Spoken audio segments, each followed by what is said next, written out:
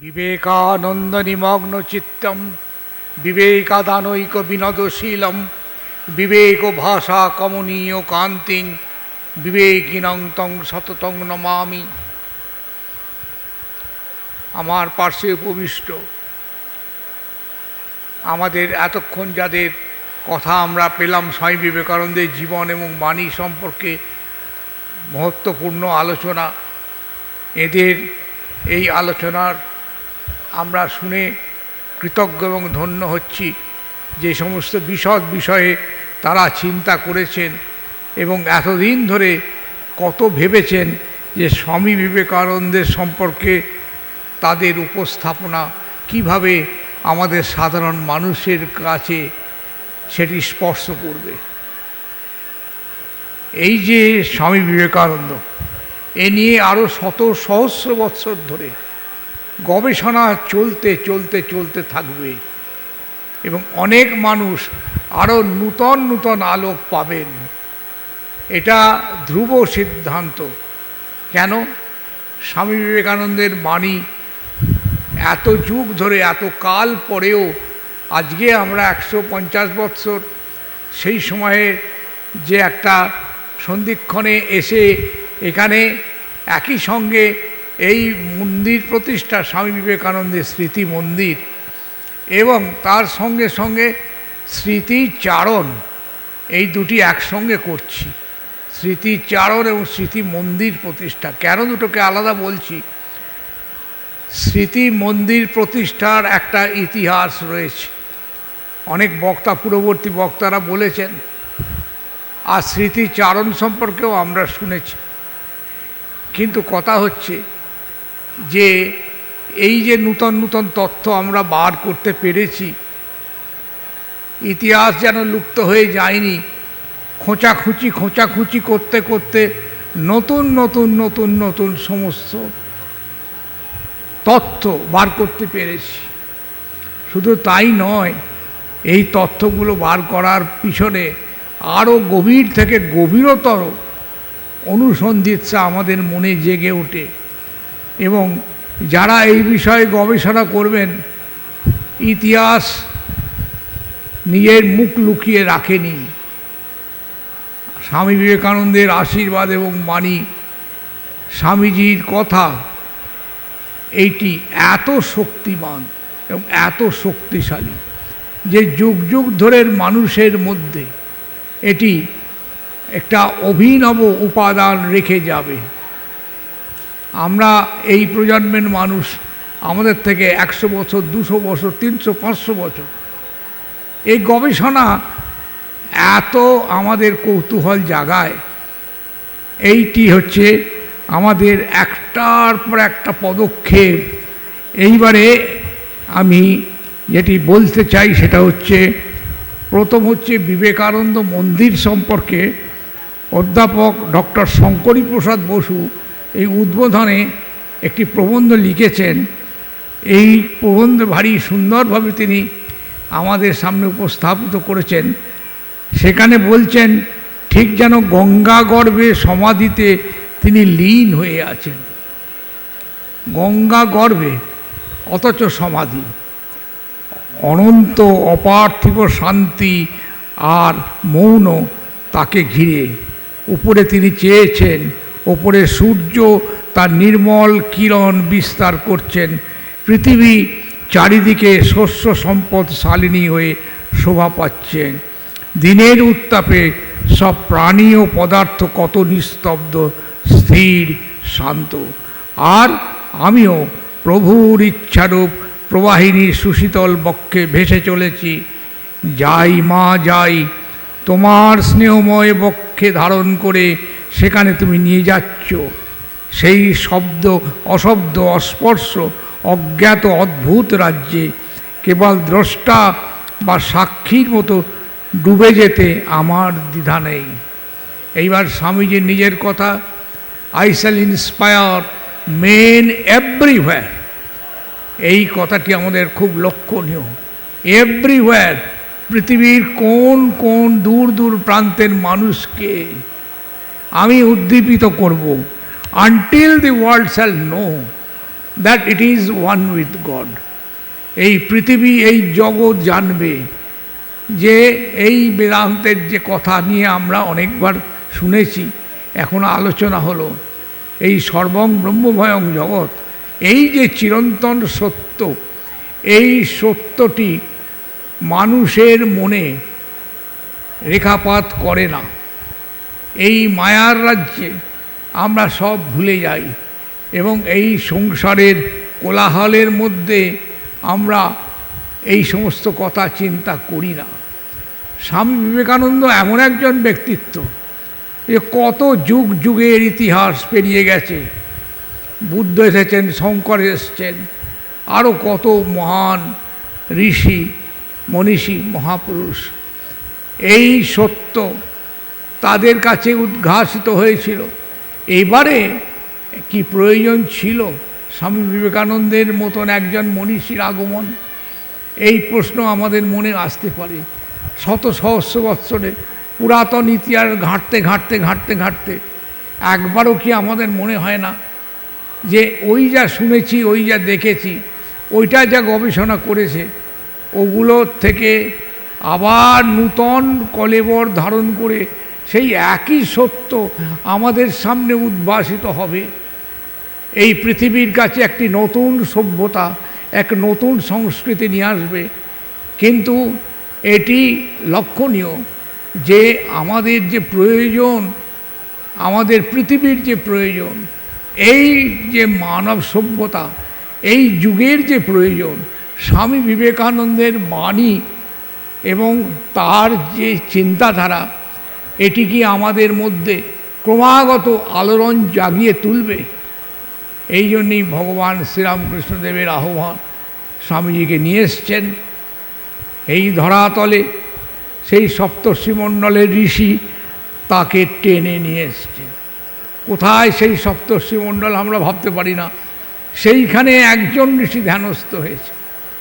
সেই ধ্যানস্থ ঋষির গলা জড়িয়ে ধরে আমরা কল্পনা করি যে এই শিশু শ্রী শ্রীরামকৃষ্ণ বলছে, এই আমি যাচ্ছি, তোমাকেও আমার সঙ্গে যেতে হবে। এইটা আমরা যখন পড়ি আমাদের সমস্ত অঙ্গ শিহরিত হয়ে ওঠে যে কত দূর দূরান্তরের কোথাকার সময় এই সমস্ত স্থান কাল সব পাত্র সব ছাড়িয়ে দিয়ে শ্রীরামকৃষ্ণের এই অদ্ভুত উপলব্ধি, আমি যাচ্ছি, তোমাকে আসতে হবে। আর শ্রীরামকৃষ্ণ কি বললেন? বললেন ওই যে আসছে, ওই বেনারসে, ওইখানে প্রার্থনা করেছেন তার এক আত্মীয়া স্বামী বিবেকানন্দের, এই একজন সন্তান চেয়েছেন। আর ওই এসেছে সিমলাতে, এই কায়েতের ঘরে, সেইখানে স্বামী বিবেকানন্দ জন্মগ্রহণ করেছেন। ঠাকুর বলেছেন ওই যে আসছে, ও এখানকার লোক। কলকাতা থেকে একটা মনে হলো আলোর ছটা একেবারে দারুণভাবে উজ্জ্বল রশ্মি প্রবেশ করল। ঠাকুর খুব আনন্দ করেছিলেন, বলেছিলেন ওই যে আসছে, ও যে আমার লোক। এই সমস্ত ঘটনা যে ঘটেছে, এগুলি থেকে আমরা একমাত্র বিশ্বাস করি যে শ্রীরামকৃষ্ণ সত্যদ্রষ্টা। তিনি তার সহকর্মী রূপে যাকে নিয়ে আসছেন, তার প্রধান বক্তা, মানে তার বক্তব্য জগতের সামনে উপস্থাপিত করার জন্য শ্রীরামকৃষ্ণ যাকে নির্বাচন করেছেন, সেই স্বামী বিবেকানন্দ। তিনি আমাদের জগৎকে কি দেবেন, কীরকমভাবে তাকে তৈরি করলেন, এইটা আমরা দেখতে পাই যে এত ক্ষুদ্রাতি ক্ষুদ্র ছোট ছোট ঘটনার মধ্যে দিয়ে দুজনে এক জায়গায় রয়েছেন, শুয়ে আছেন, বলছেন, lo that old man is entering unto me. দেখো ওই বুড়া লোকটা, শ্রীরামকৃষ্ণ, ও আমার মধ্যে পড়িয়ে ঢুকছে, স্বামীজি বলছেন। এই সমস্তগুলো হলো আধ্যাত্মিক অনুভূতি। এই আধ্যাত্মিক অনুভূতি ঠাকুরের জীবনে এবং কথামৃতের মধ্যে বা লীলা প্রসঙ্গ বা অন্যান্য যেসব পুস্তক রয়েছে তার ভেতর থেকে আমরা যদি বার করি দেখতে পাব যে নরেনকে ঠাকুর কীভাবে তাকে তৈরি করছেন, আর জগতের সামনে প্রত্যেকটি পদক্ষেপের মধ্যে সেইখানে শ্রীরামকৃষ্ণ যেন কাজ করছেন। সেই জন্যে তিনি বলেছিলেন তিনি ইচ্ছা করলে ধুলো থেকে লাখ লাখ বিবেকানন্দ তৈরি করতে পারেন, আমার মধ্যে দিয়ে করাচ্ছেন। এরপরে তিনি জানেন যে পৃথিবীতে তাকে কতদিন থাকতে হবে। সমস্ত গুরু ভাইরা ভাবছে এই তো স্বামীজির কাজ তিনি করেছেন, যে এত বড় যে ধর্ম সংস্থাপন, মানুষের মধ্যে দেবত্বকে জাগরণ করবার কথা, এগুলো কি কবে শেষ হয়ে যাবে? স্বামীজি কি আমাদের ছেড়ে চলে যাবেন? কেউ না কেউ জিজ্ঞাসা করেছে। ঠাকুর বলেছিলেন যে ও যেদিন জানবে ও কে, ও আর এই শরীর রাখবে না। সকলে দুঃখিত, ব্যথিত, মুহ্যমান হয়ে পড়েছে। এই বুঝি স্বামীজি কবে না কবে হঠাৎ অন্তর্ধান হয়ে যাবে। যদি হয়ে যায় আমরা কিছু টের পাবো না। স্বামীজি এত নির্ভীক, ইনি দুটো পাথরকে ঠুকে ঠুকে বলছেন আমার মধ্যে দেখো মৃত্যুটা একটা খেলা। এই যে অদ্ভুত কথা, এই কথার মধ্যে যে কত রকমভাবে স্বামী বিবেকানন্দের বাণী এবং তাহার যে মন্দির প্রতিষ্ঠা, তার যে বাহ্যিক রূপ, তার যে চিন্তা, এইটি আমাদের কাছে পরিস্ফুট হয়ে ওঠে। এখন কথা হচ্ছে এই মন্দির তৈরির সময়ে যে কত দুঃখ, কত অসুবিধার সৃষ্টি হয়েছিল। প্রথম কথা হচ্ছে টাকা পয়সা নাই, মঠ অত্যন্ত গরিব। যদি কেউ দয়া করে কিছু দিল তো সেইটিই হলো স্বামীজিকে নিজে বলে গেছেন আমার শরীর গেলে আমাকে এইখানে, এই বর্তমানে যে স্থান, এইখানে আমাকে দাহ করবি, এই কথা তিনি বলে গেছেন। সকলে এটা জানে, সেই জন্য সেখানে বেলগাছটি পোঁতা আছে স্বামীজির কথা। কিন্তু এরকম একজন যুগান্তরকারী, অবতারের ঘনিষ্ঠ, তাকে অবতারও বলি, তার শরীর নির্বাপিত হয়ে যাওয়ার পরেও আমরা দেখতে পাচ্ছি আশানুরূপ মানুষের তখনও স্বামী বিবেকানন্দকে চেনেনি, বোঝেনি। সেই জন্য তার স্মৃতিসৌধ নির্মাণের জন্য যথেষ্ট সাহায্য আসছে না। এইভাবে বছরের পর বছর অতিক্রান্ত হয়ে গেছে। কত মানুষ যে হয়তো সহানুভূতি জানাবে কি জানায়নি, কিন্তু তাদের মনে তখনও এটি গভীরভাবে রেখাপাত করছে না যে বেলুড় মঠের স্বামী বিবেকানন্দের একটি মূর্তি এবং মন্দির হওয়া উচিত। আবার স্বামী বিবেকানন্দের কথা তিনি বলছেন ওঙ্কারের কথা। এই ওঙ্কার যেন স্বামী বিবেকানন্দ নিজের স্বয়ং। এই ওঙ্কার হচ্ছে বৈদিক শ্রেষ্ঠ সত্য। ওম বলে আমরা প্রত্যেক মন্ত্রের পূর্বে এইটি উচ্চারণ করে থাকি। স্বামী বিবেকানন্দ স্বয়ং যেন সেই পরব্রহ্ম, সেই পরব্রহ্মের যে তার সত্তা, সেই জন্য তার মাথার উপরে বসানো আছে ওম। এটির অনেক বড় দার্শনিক ব্যাখ্যা রয়েছে। সমস্ত উপনিষদ এর মধ্যে, শাস্ত্রের মধ্যে ওম শব্দটি রয়েছে। সেই জন্য আমরা জানি আর না জানি কেমন করে এই ওম মূর্তিটি, ওম শব্দটি লেখা হলো ঠাকুরের স্বামীজির মাথার উপরে। আর এর সঙ্গে সঙ্গে আরও কি দেখতে পাচ্ছি, এই মন্দির প্রতিষ্ঠা ধীরে ধীরে ধীরে ধীরে করতে করতে একটা আচ্ছাদনের উপরে ছিল। শঙ্করপ্রসাদ বসু আবিষ্কার করেছেন যে এই রকম একটি অবস্থা থেকে সকলে ভাবছেন। নিবেদিতা চেষ্টা করেছেন এই স্বামীজির যে প্রস্তর মূর্তি, সেই প্রস্তর মূর্তির উপর থেকে আস্তে আস্তে স্বামী বিবেকানন্দের রূপটিকে ফুটিয়ে তোলা। এটি তার জীবৎকালে পর্যন্ত সম্ভব হলো না। 1911 সালে নিবেদিতা এই পৃথিবী ছেড়ে চলে গেলেন।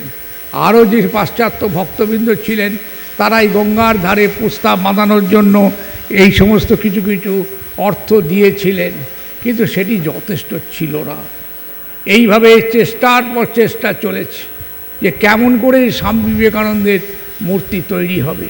স্বামী ব্রহ্মানন্দজি যার আলোকচিত্র এখানে রয়েছে, তিনি খুব খেদ এবং দুঃখ প্রকাশ করে ভাবছেন তার নিজের একান্ত গুরু ভাই স্বামী ব্রহ্মানন্দ এই স্বামী বিবেকানন্দের মূর্তি প্রতিষ্ঠা করে তার মন্দির এখনও এখানে তৈরি করা হলো না।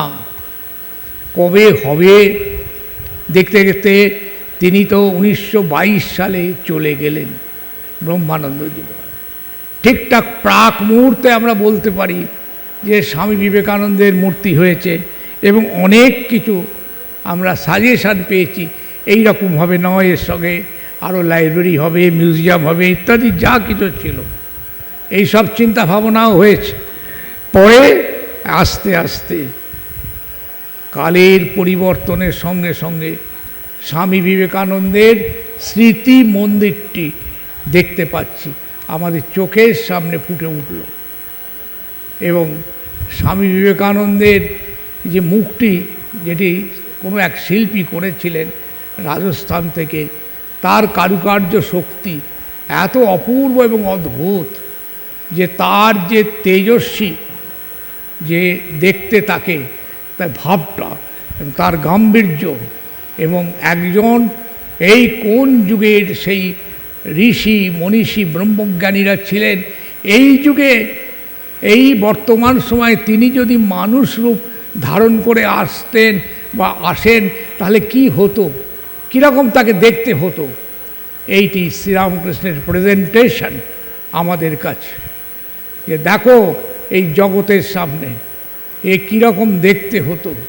এই স্বামী বিবেকানন্দকে দেখে ঠাকুর বলেছিলেন যে মহামায়া তার কাছে ঘেঁষতে পারে না, এগুতে পারে না, এত বড় শক্তি যে তার জাল বিস্তার করেও সেই জালের মধ্যে তিনি ধরা পড়েন না।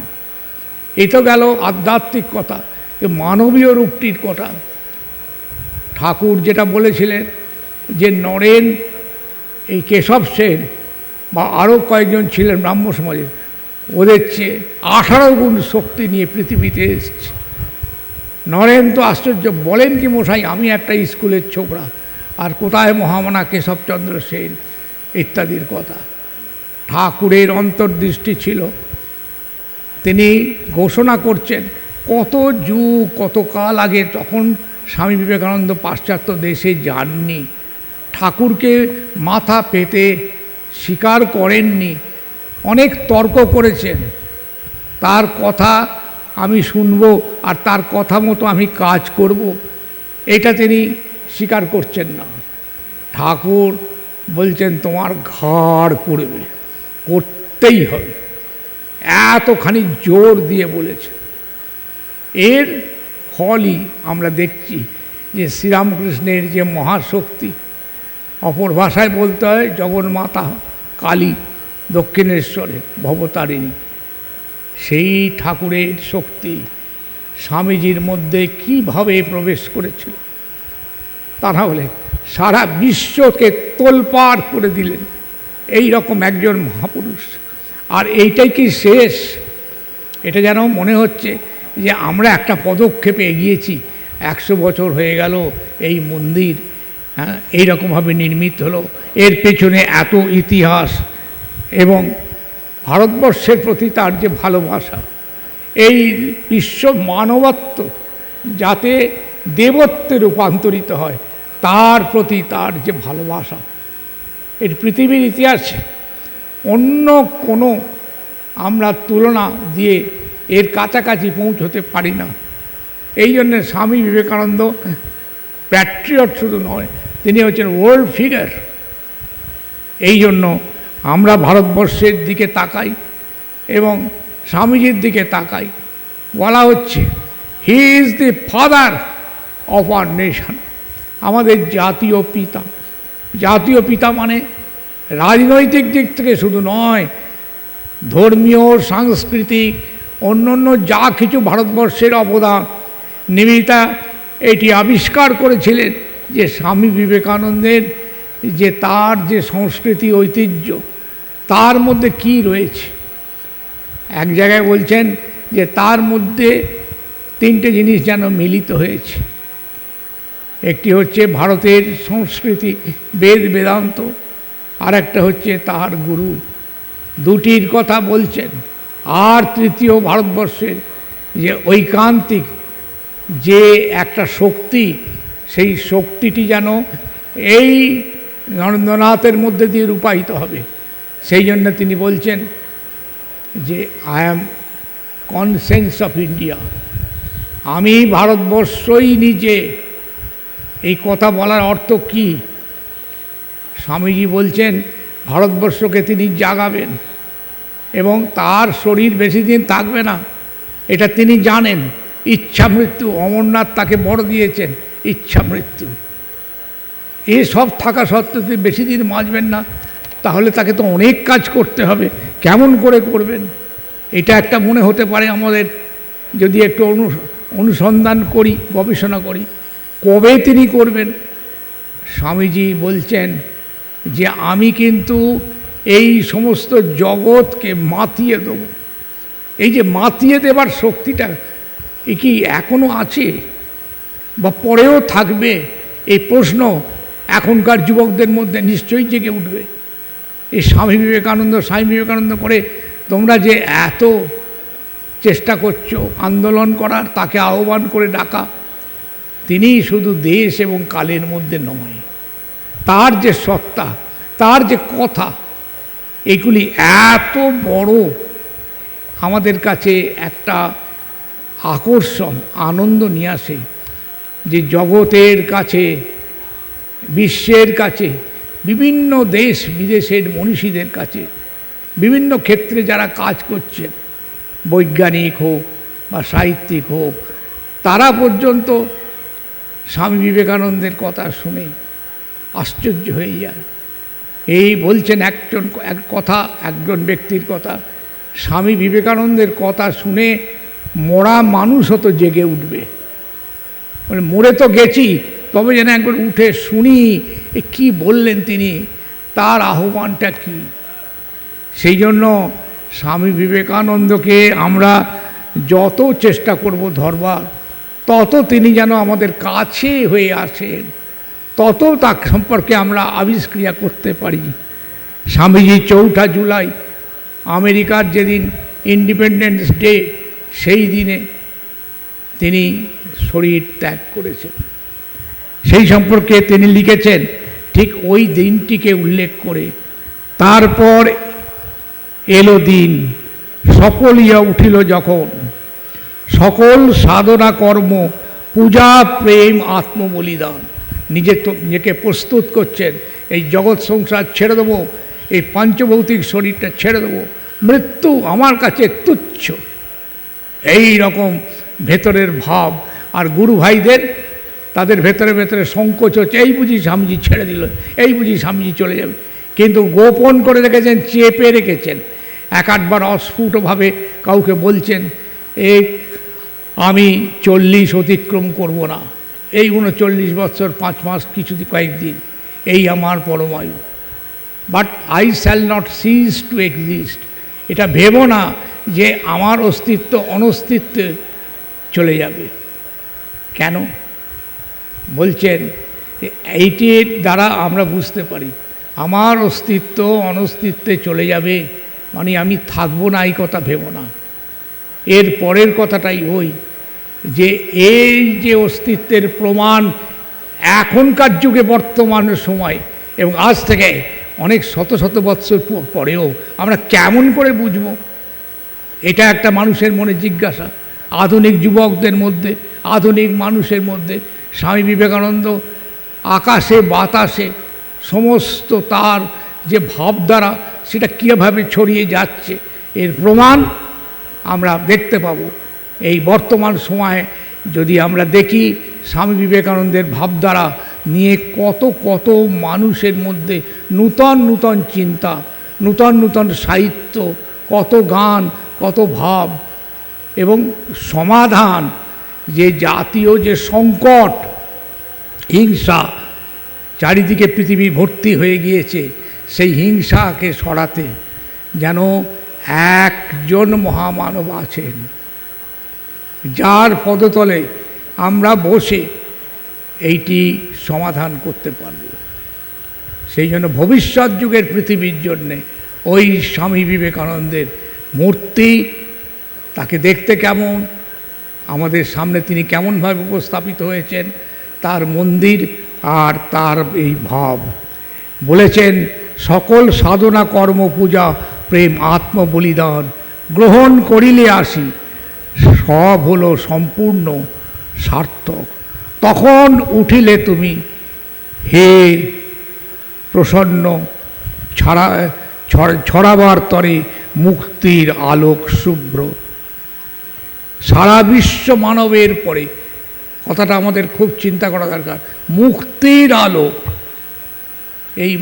এই হচ্ছে আধ্যাত্মিক মুক্তি, জাগতিক মুক্তি, ঐহিক যে আমাদের জীবনের যা কিছু যে আমরা পাবার জন্য লালায়িত, সেই সবকে ছাড়িয়ে সেই মুক্তির কথা বলছেন। সমস্ত পৃথিবীকে আমি মুক্ত করতে চাই। কত বড় একটা হৃদয়! এই জন্যই তো ঠাকুরের আশা। আর ঠাকুর এই স্বামীজিকে দিয়ে এই কাজটি করালেন।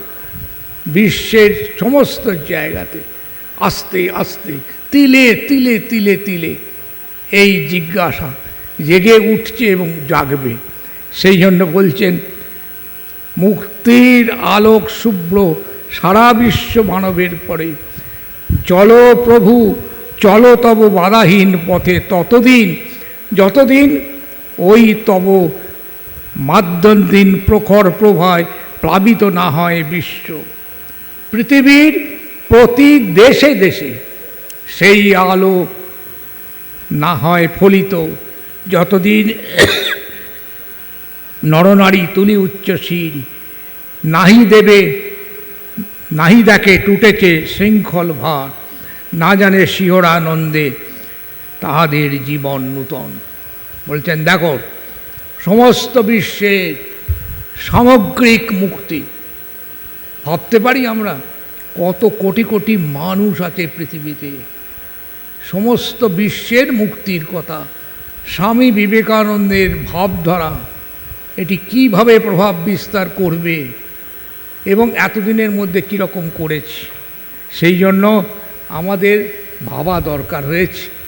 এই জন্যেই এই সভা, এই যে সাংস্কৃতিক যে আলোচনা, এবং বেলুড় মঠ হচ্ছে এই কেন্দ্রস্থল যেখানে স্বামীজির ঘোষণা। এইখানে একটি ইউনিভার্সিটি হবে। ইউনিভার্সিটি মধ্যে ফিজিক্যাল সেন্সে নয়, একটা ইউনিভার্সিটি মানে কতগুলো ঘর বাড়ি আর কারিকুলাম সিলেবাস ডিপ্লোমা ডিগ্রি, এটা নয়। বিবেকানন্দ ইজ ফর ইউনিভার্স, সমস্ত জগৎকে তোলপাড় করে দেবার জন্য সেই শক্তি, সেইটি আস্তে আস্তে আমাদের রন্ধ্রে রন্ধ্রে প্রবেশ করবে। এই ছিল স্বামীজির ইচ্ছা এবং তার মহাশক্তি। আর এইটার জন্য আমাদের কি করণীয়? আমরা দেখি স্বামীজির নির্দেশাবলী পড়ে দেখি, এখন কি করার কিছু আছে? অবশ্যই আছে। প্রত্যেক মানুষকে দেব মানবে পর্যবসিত করতে হবে। এখন যেটা দেখছি এর মধ্যে পশু মানব রয়েছে। এই পশুত্বকে অপনোদন করে দেবত্বকে বিস্তার করবার জন্য স্বামী বিবেকানন্দকে যদি আমরা বরণ করে নিই, তবে দেখব আমাদের ভেতরে দেবত্বের বিস্তার হবে। স্বামীজি যেটা বলেছেন যে each soul is potentially divine, তারপরে লক্ষ্য, the goal is to manifest that divinity by controlling nature, external and internal. External নেচারকে তিনি অগ্রাহ্য করেননি। এই যে বৈজ্ঞানিক অগ্রগতি, মানুষের বিদ্যা বুদ্ধি চিন্তা, এই কম্পিউটার টেকনোলজি থেকে আরম্ভ করে চন্দ্রে যাওয়া পর্যন্ত, এই সব কি সেই যে ডিভিনিটি মানুষের মধ্যে রয়েছে সেটির ম্যানিফেস্টেশন নয়? The goal is to manifest that divinity by controlling nature, external and internal. এক্সটার্নালটা ভাবুন, এই রকম যে একটা অন্য গ্রহে আমরা স্পর্শ করতে যাচ্ছি, এই কথা আমরা বুঝতে পারি যে মানুষ কি না করতে পারে, তার মধ্যে অনন্ত শক্তি। ঠাকুর বলেছেন মানুষ কি যে শেগা সে অনন্তকে জানতে পারে। অনন্ত মানে আমরা দুবাহু বিস্তার করে চোখ খুলে দেখি এই যে পৃথিবী, চন্দ্র, সূর্য, গ্রহ, তারা, এর ওপারে, তার ওপারে কি আছে সত্য। তা এখন কথা হচ্ছে এই স্বামী বিবেকানন্দের মন্দির এবং স্বামী বিবেকানন্দের যে স্মৃতিচিহ্ন এবং তার আমাদের প্রতি যে অবদান, এটি আমরা নতমস্তকে সব সময় মনে রাখা দরকার। এই মানুষটি বর্তমান যুগে সামনে একটি অদ্ভুত আলোকবর্তিকা। নমশ্রী জ্যোতিরাজায় বিবেকানন্দ সুরায় সচ্চিৎ সুখস্বরূপায় স্বামিনে তপহারিণে।